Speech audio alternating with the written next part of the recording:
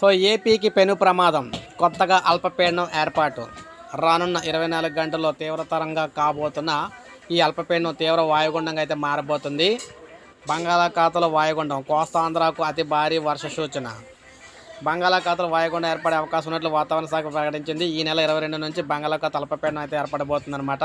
అల్పపీడనం బలపడి మే 24 నాటికి వాయుగుండంగా అయితే మారిపోతుంది. ప్రస్తుతం ఉత్తర కోస్తా రాయలసీమ మీదుగా శ్రీలంక వరకు ఉపరితల ద్రోణి కొనసాగుతూ ఉంది. అయితే మనకి ఏపీ తెలంగాణలో భారీ వర్షాలు అయితే రాబోతున్నాయి. ఈ నేపథ్యంలో ఏపీ తెలంగాణ రాష్ట్రాల్లో మే 23 వరకు మోస్తరు నుంచి భారీ వర్షాలు కురిసే అవకాశం అయితే ఉందని చెప్తున్నారు.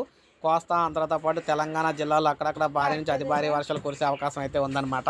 మరోవైపు నైరుతి రుతుపవనాల విషయంలో కూడా వాతావరణ శాఖ తీయని కబురు అయితే అందించింది. సో మొత్తంగా చూసుకున్నట్లయితే అల్పపీడనం అయితే ఏర్పడింది. ఇది అల్పపీడనం వాయుగుండంగా మారి ఆ తర్వాత అతి తీవ్ర వాయుగుండంగా మారి అయితే వర్షాలు అయితే రాబోతున్నాయి అన్నమాట. సో మనం చూసుకున్నట్లయితే ఈ విధంగా అల్పపీడనం అయితే ప్రజెంట్ రాబోతుంది. అయితే మార్చి 22 నుంచి ఈ అల్పపీడన ప్రభావం వాయుగుండంగా మారబోతుంది అనమాట.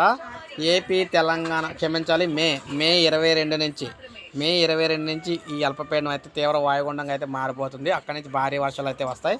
ఇప్పుడే మనకు అప్డేట్ వచ్చింది. ఒక లైక్ చేయండి, సబ్స్క్రైబ్ చేసుకోకపోతే మన ఛానల్ సబ్స్క్రైబ్ చేసుకుని ఫాలో అవుతున్నారు.